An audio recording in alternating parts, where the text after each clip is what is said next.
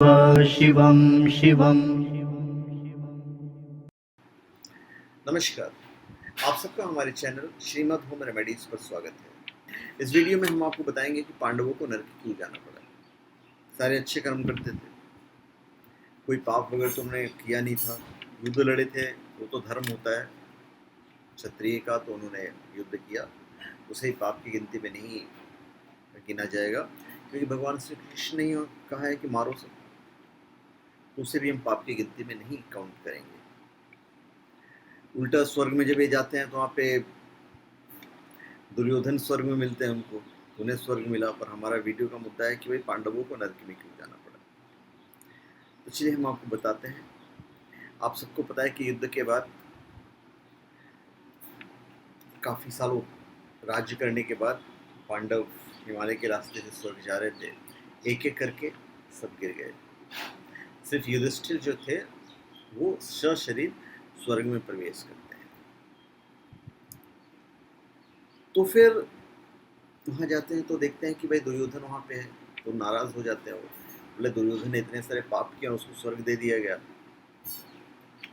उन्हें समझाया जाता है कि भाई उसने अपनी जो पूरी जीवन जी है एक उद्देश्य के साथ जिया है और वीर गति को प्राप्त हुए हैं, उनका लक्ष्य निर्धारित था। तो युधिष्ठिर कहते हैं कि मुझे अपने भाइयों के पास जाना है, तो उन्हें भी लेके जाया जाता है, पर उन्हें नरक में लेके जाया जाता है। तो नरक में वो जाते हैं, तो नरक में जाने का वजह ये था कि नरक में उन्हें कुछ देर रुकना पड़ा, तो उन्होंने नरक का भोग लिया। तो नरक जो उन्होंने भोगा इसलिए भोगा क्योंकि उन्होंने भी एक झूठ बोला था अश्वत्थामा हाथी के बारे में, तो उनका नरक का हो गया।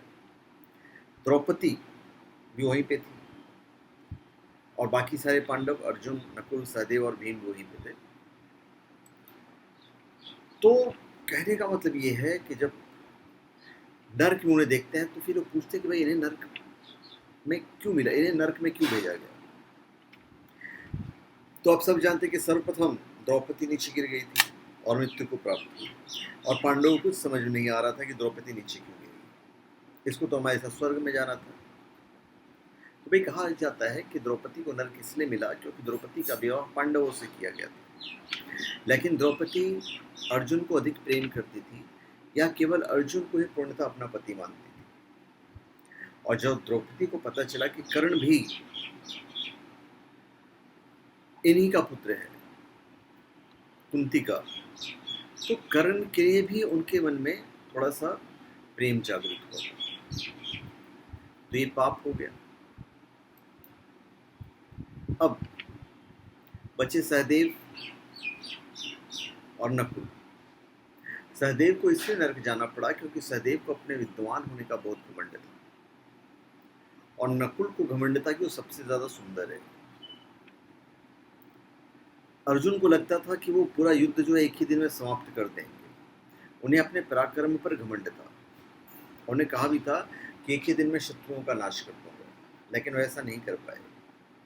भीम को भी अपने बल पर घमंड था और अपने बल का झूठा प्रदर्शन भी करते थे, तो भीम को भी जाना पड़ा था और वो सबको नीचा भी दिखाते थे।